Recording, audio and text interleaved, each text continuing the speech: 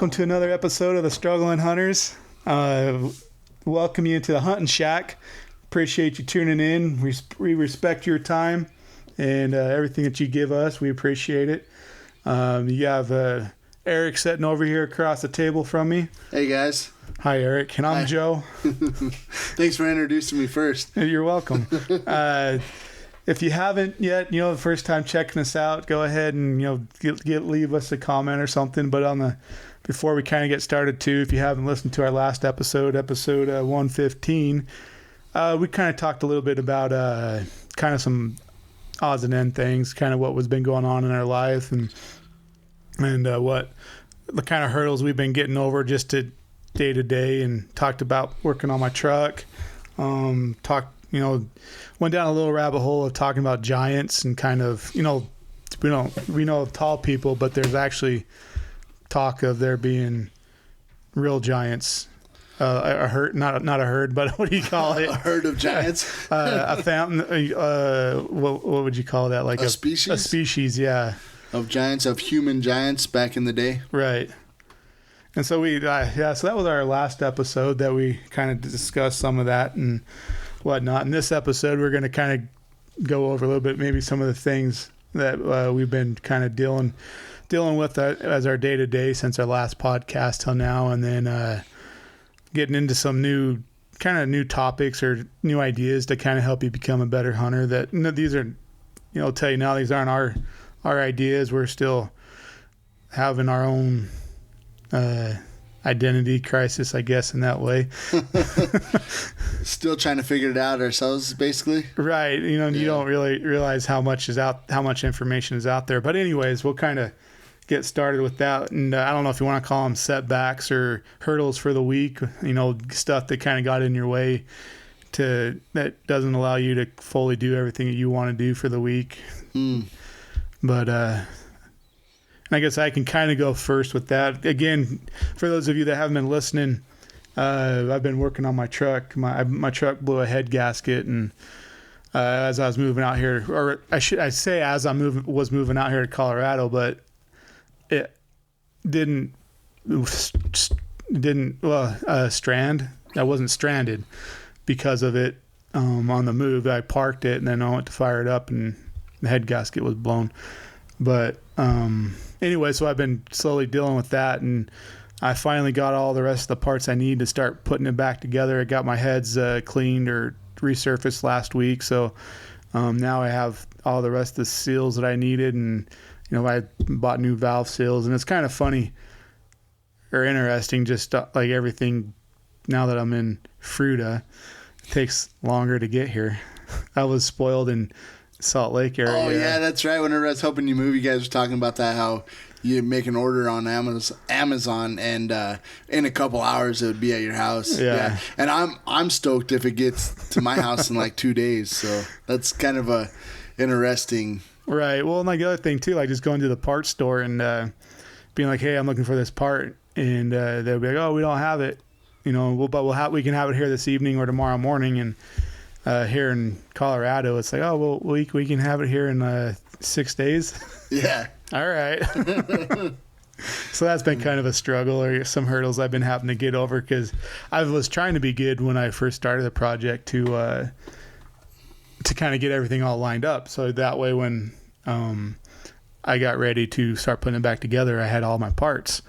Well, another hurdle that I didn't quite take in was, as I got into it, I kept going, well, I'm into it this deep, I might as well put new in. And so a lot of the stuff was, an afterthought, and I wasn't planning on doing it. Right. And now here you are. Now here I am, got the last of the parts, and hopefully by this, working after I get off of working on the truck, after I get off of my day job, and then hopefully by Saturday, I'm way close to having it done is my goal, but we'll see.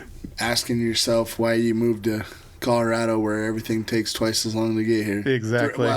3 or 4 times as long. Yeah. 3 to 10 times as long. Right, depending on what I'm looking for. Yeah. Well, it's still worth it. Yes, We haven't seen it yet. We got to get your truck running. Right. Well, it's been like, as we're sitting there talking, before the podcast started, I was kind of saying like how haven't been able to get to why I moved here has been such a lag. Like I moved out here, then I needed to find a house, and that took a little bit. Then needed to move into that said house, and once I found it, and then truck breaks down, and it's like, man, me and Eric. It's kind of not really planned for this to happen, but I always thought it'd be cool when it did. Now that it's here, there's a lag in actually getting together and being able to do our hunting thing.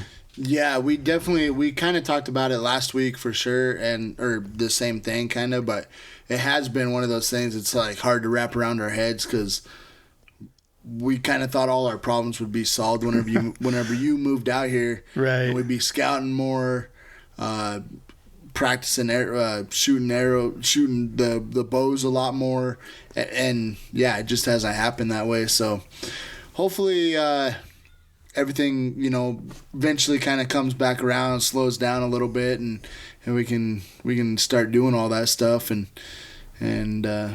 see where it all takes us. And I'd definitely like to be more of a woodsman. Right, man. Speaking of off topic a little bit, but we've been watching that Alone the last season. But we're behind a little bit because we're watching it on Netflix, and I'll try not to say anything that I shouldn't or anything. Oh, who cares? But man, I watch that, and like there's certain things that I'm like, oh, I could do that. I could do that. And then there's like certain things I'm like, I don't know if I could do that.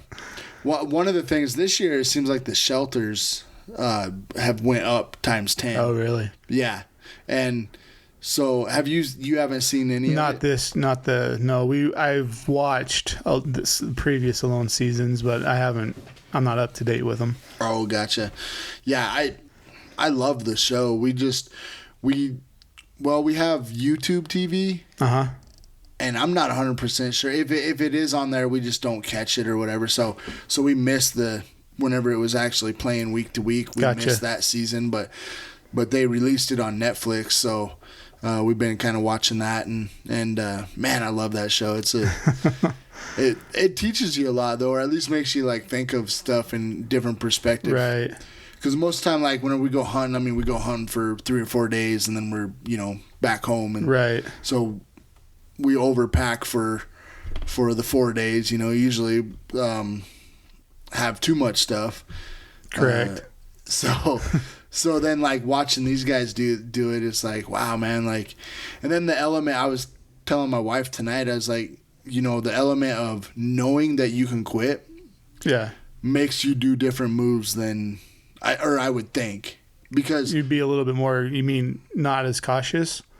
Maybe not daring? As cautious, but I think in some ways, you would have more grit if you were actually stranded alone. You'd have a little more grit. You would actually no choice. You have no choice to survive, so you would do things that you might not do on this Alone show. Because this Alone show, you're trying to outlast everybody. Where if you were actually alone, trying to survive, you'd probably be trying to find your way to safety or civilization or whatever. So you'd be making different moves, and I think you'd take more risk in certain ways for sure.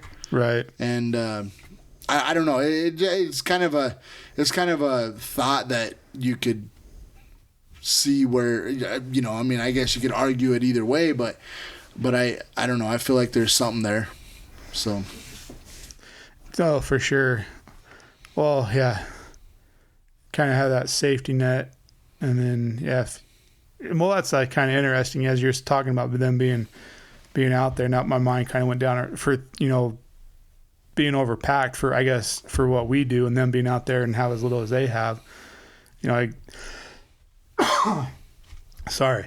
My mind went like, I think in a way, if I had to survive, I wouldn't be high on the hog, but kind of what I carry in my backpack, I can almost survive for probably 2 or 3 days with what's in my backpack. Right. And then I'd be hurting after that, but then but then I can tap out fairly easy and should get within cell service to call. That's kind of the weird thing with that show is they, I mean, from the get-go, they don't even have anything to keep them thinking straight for 2 or 3 days. Oh, true. So I guess there's a little bit of like give and take on that. I didn't really think that all the way through, but there's a little bit of give and take with that show because they show up. I mean, they probably fill their bellies that morning before they fly out. You know, they probably have a big breakfast or whatever. They probably try to fill up as much as possible, or I would at least. Yeah, they're full that morning, but then after that, they don't have anything to survive or to live on for a few days to get them through. Correct. So I guess there's elements, but the one thing is in the back of their mind they do have that safety net to hit that button to quit, you know. And so I think like if you were in real survival mode, like where there wasn't that choice, but then again, I guess thinking of this, there's also, you're always wondering like, well, I want to outlast everybody else. So even though you have that, I can hit this button and get out of here, there has to be a little bit of pressure because you're like, well, obviously they haven't came and gotten me yet, so I'm obviously not the last one yet. I don't know. You know, we've watched a lot of those episodes, and the one thing is some of the people that this year, that all of them have pretty good shelters. But in past years, it seems like the people that made the best shelters were like some of the first to tap out. It was the weirdest thing. And it kind of happened this year. There was a couple people that had pretty nice shelters, and they tapped out kind of early. But like I said, everybody kind of upped their game on the shelter situation. So everybody's shelters are they're pretty legit. One thing that it kind of makes me want to do whenever we go out hunting a little bit is like get a satellite camp somewhere and then try to make a shelter. I mean, we're out hunting, but like a part of me wants to practice that to see what kind of shelters we can like start creating and no, like kind of along those lines, I'll kind of take us into one of our topics. Well, we kind of, we were talking about setting up trail cameras, and I kind of had in my mind, I was going to bring it up to you, but I hadn't yet. Was like, like, hey, let's leave Friday after work or something, try to get to a spot, and then like hike for an hour or two, and then like find some little spot in the woods that we just kind of pull out our sleeping bags and just sleep under the trees right there. Is like, a little spike camp thing just to kind of more or less practice doing something like that. Doing some spike camps? Yeah. That wouldn't be a bad idea. Like just because right now I guess you get those thunder bumpers coming through or the fluke, like, snowstorm every once in a while in the mountains this time of year. But at the same time, like, it's not going to be shouldn't be a 3 or 4 day event. Like if you dress kind of warm, you'll survive whatever weather kind of comes this time of year. So I thought, I was like, yeah, it'd be kind of fun to see, like, kind of along those lines, just do that. But then you're probably talking a little bit more about making a shelter somewhere out there and have that as like our base camp. Is that kind of what you're meaning? Well, yes and no. Like, I mean, I haven't put that much thought into it, to be honest, but the more I'm kind of thinking about it as we're talking live, sort of, yeah. I'm like, well, we're out there trying to hunt, and so maybe we should just focus on that more than building shelters. But the other thing too is you kind of, as you bring this up, this like the little boy kind of came out at me for a second. I'm like, hey, let's build a fort, and then I'm like, well, we're out there for a whole nother purpose. Well, and I've been over the years. A couple of years back, one of the guys that I was working with, the one that got me into elk hunting, I kind of mentioned to him, I was like, hey, we should go back in the woods and just build like a little cabin, like that. I mean, of course, someone will probably find it, but like, we're going to know about it. But he wasn't someone I was really going to want to do that with anyways, but this was, before Struggling Hunters was even an idea. And ever since then, I've been kind of on that note of like, hey, going out and like build a little fort or, like little something, nothing big, but just something kind of off the beaten path. And you can kind of, that go back to year after year and kind of maintain for years until someone else finds it and lay his claim. But I was kind of getting excited about it, but then my mind hit, and I was like, well, it doesn't get, like, you can't really guarantee. I guess there is some guarantee, depends on who you talk to, but that you can go back year after year to the same spot and kill an elk. Oh, yeah. Yeah, but, I mean, you could always start from there. True. And I don't know, there's probably legalities against it in reality, right? No, that's the other thing, too. I think, I think you can't have, like, a permanent structure or something like that either. Well, it wouldn't be permanent. You could probably just tear it down. Right. But, no, I see what you're saying. Like, I've actually thought of that, too. I'm like, it'd be fun to build a cabin, like a little getaway cabin, nothing too fancy. But, right. But something that, keeps the wind off you and the rain off you. Kind of like that cabin. We didn't sleep in it, but that cabin that we kind of utilized to hang out in and cook. Right, that one year. That was kind of a cool spot, really. The hunting wasn't that good, but the camp spot, having that little building there. A couple years ago, we stayed at this place, and it was like an old, what was it? Like just a shack of some sort, but it was utilized for something. I can't remember what that was now. The guy that told me about it told me what it was used for but it was built like clear back in the 50s or 60s or even maybe longer than that. But it's still standing today, and it's definitely a little rough and everything, but the roof is still up on it, and it's still workable, if you will. Right. And so what Joe and I did, and my father-in-law and my son, is we kind of like would hang out. The weather was kind of getting bad there a few days, and so we kind of just hung out inside there, cooked, and did the whole thing. So that was kind of nice just to have like a place outside of the tents to hang out. Right, a little when the weather spot. Was kind of windy and snowy a little bit. Yeah. So that was kind of cool. It was kind of cool to utilize that. Yeah. Well, what should we go on to next? Kind of one of the things that I wasn't.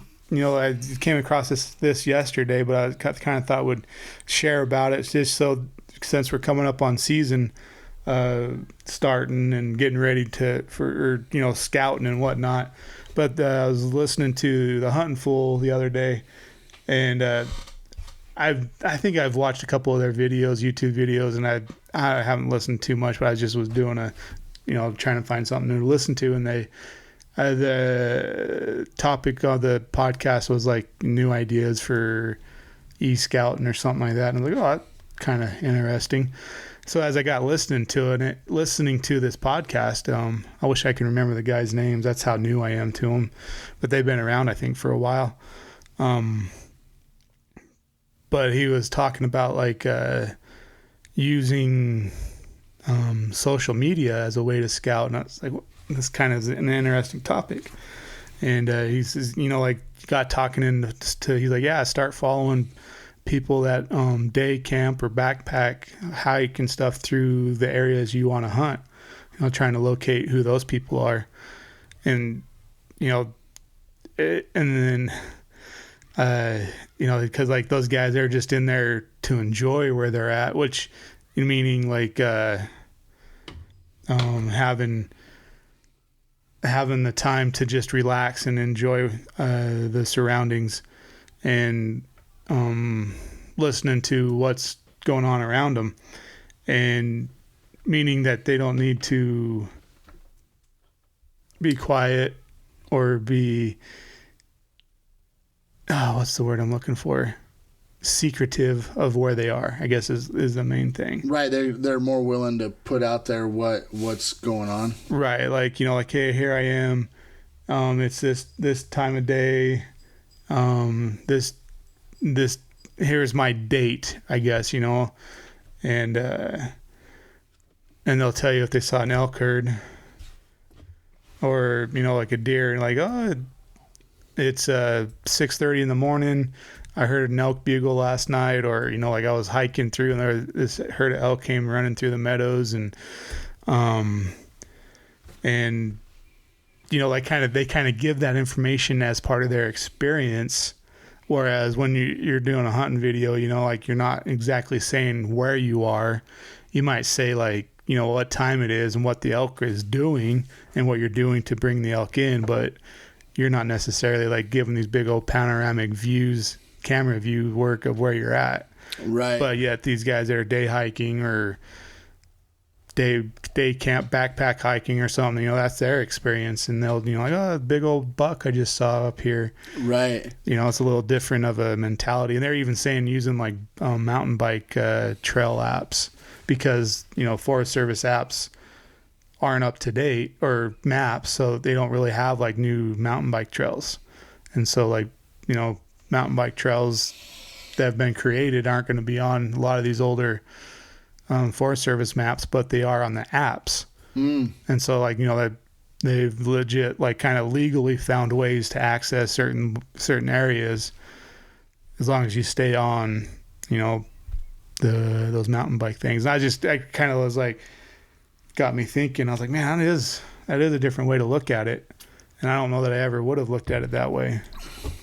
No, it's really interesting, and like you said, I mean, I guess the biggest thing that perked my ears up is the fact that, you know, they'll be like, oh, we were on this ridge top and we saw all these elk, or I saw this big buck or whatever, and you're like, oh, thank you for the information. Right. And I feel kind of bad, like, you know, not that I'm sure you can also learn a lot, but like it's like these, you know, like you're kind of stalking these people for information, and it's not quite true while you're there, you know, like, you know what I mean? Like you're kind of there supporting them, but at the same time you're kind of there for your own means. Yeah, well, I mean, sometimes you gotta do what you gotta do to get the step of get in the right direction, get a little right. You know, try to work every angle you can to get a little bit of success. And you know, like that was the other little thing too that I kind of was thinking is, I think it was before this, is like now there's just like, you know, you realize they say we're in the information age, and it's like, okay, yeah, I believe that, but then like these little things like this, like, man, there's all these little avenues that you can go down to gain information. You know, thinking outside of the box is what they were calling it, and that's thinking outside the box. Well, I mean, yeah, today you can almost be anything without even having to go to school for the most part, you know, because the information age, just get on YouTube and you can be whatever you want to be. Right. So it's well, that's, you know, like we were kind of joking before we got started, and I kind of said something about, you know, new ideas and whatnot for hunting, and Eric's like, oh yeah, man, you can kind of get lost in all the information that's out there, and you don't really know what to do. And I think that's one of the things that we've been trying to get through is, you know, like both of us have been hunting off and on our entire lives. It's not like we're new to hunting. We've both hunted with our dads and family members as kids, but we've never really put that much thought into what we are doing as hunters, other than just taking your bow or your rifle for a walk. Yeah, that's kind of a good point. Is a lot of the time it was just more. A lot of the ways that I grew up hunting was opening day.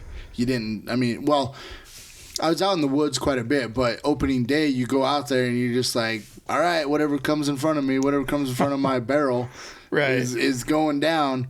And there wasn't like a buck that you spotted and you scouted for 2 months before, right, or whatever the case may be. And so now, like, trying to understand that there's people out there that actually do that and name their buck and like track them down and try to get this thing. And you're like, people do that, you know? And right. So trying to wrap that all around your head and scouting in general. I mean, yeah, like you said, like growing up where we're from, opening day I think was like October 1st, give or take, whatever it was. But everybody went out hunting that day, but the day before hardly anybody was out there. You know, maybe setting up for camp or whatever. Right. But then there's guys out there in the world that take it so serious that they've been scouting every weekend for 2 months in their spot that they were going to hunt before they went up there and hunted to, so they had a beat on the animal that they were trying to get. And I think, as we're sitting here talking about that in my mind, I kind of go along, like I want to turn my success into, success of elk is 0 for 7-8 years now. And I want to get to where it's success every year.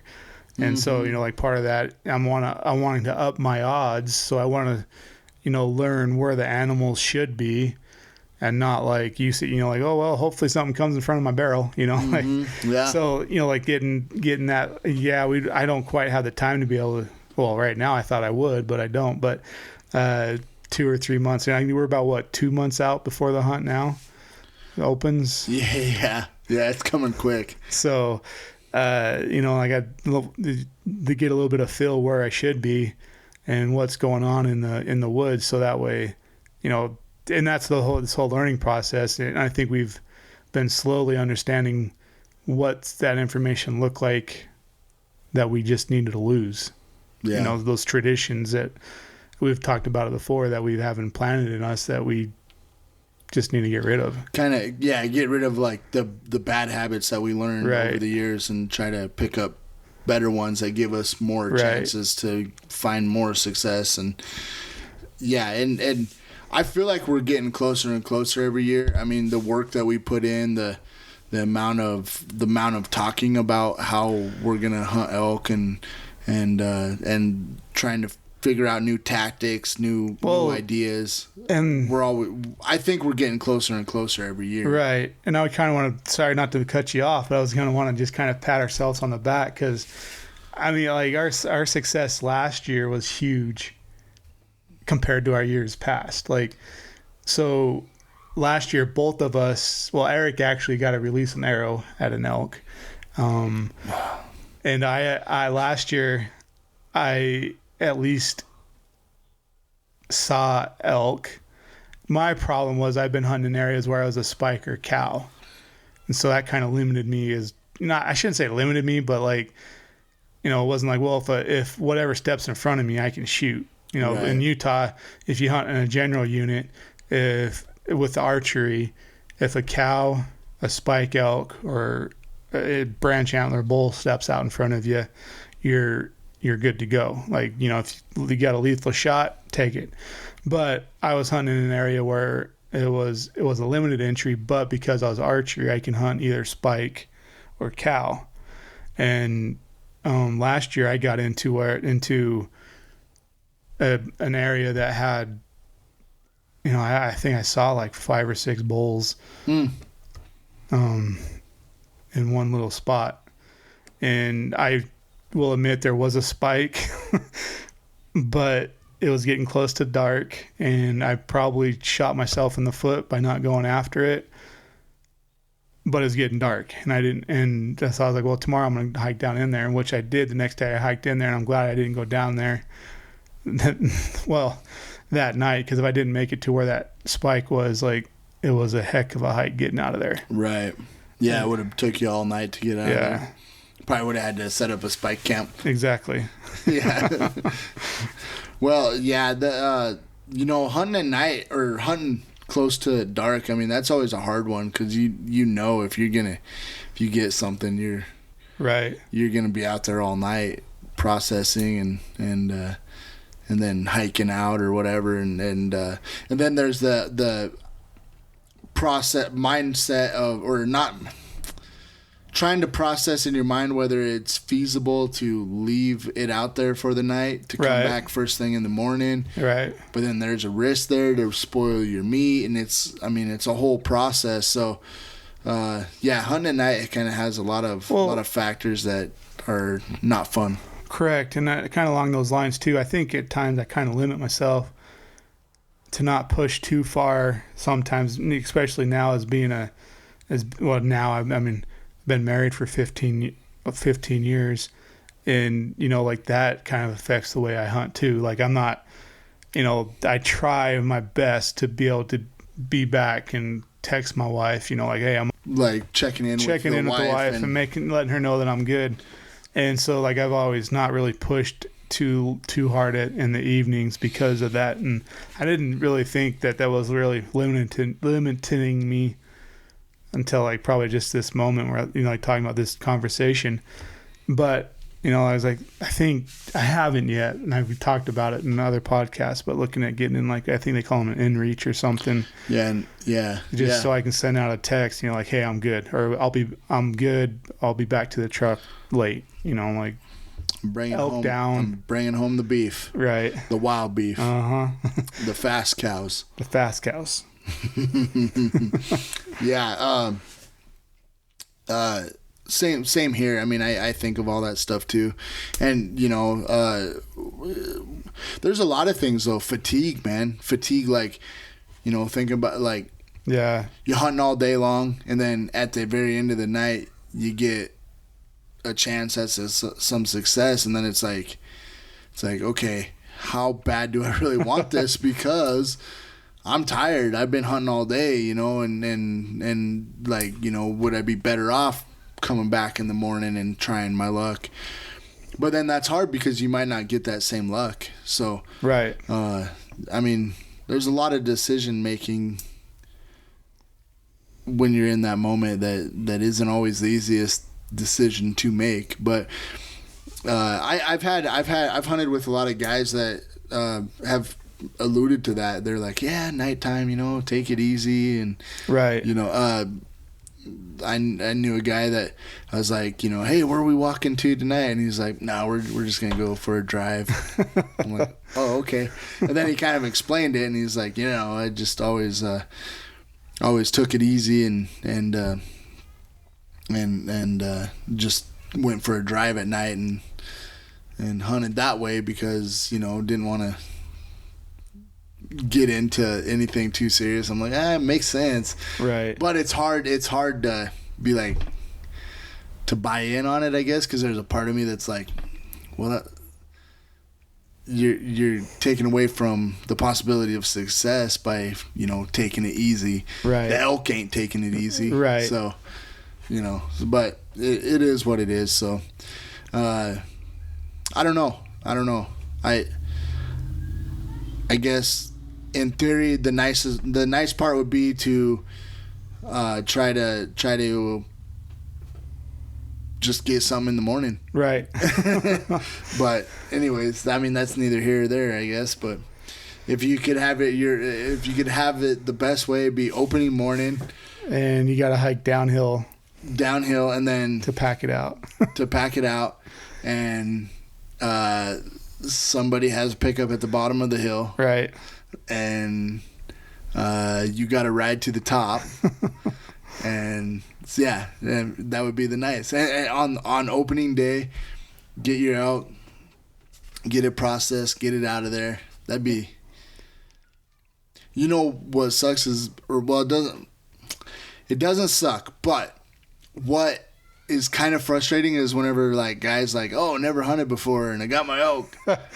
Right. Opening day, and I'm like, you have a misunderstanding of what hunting is, because good for you that you got lucky, but that's something that you got really lucky that first year or whatever, that first time, but the next time it probably won't be that easy.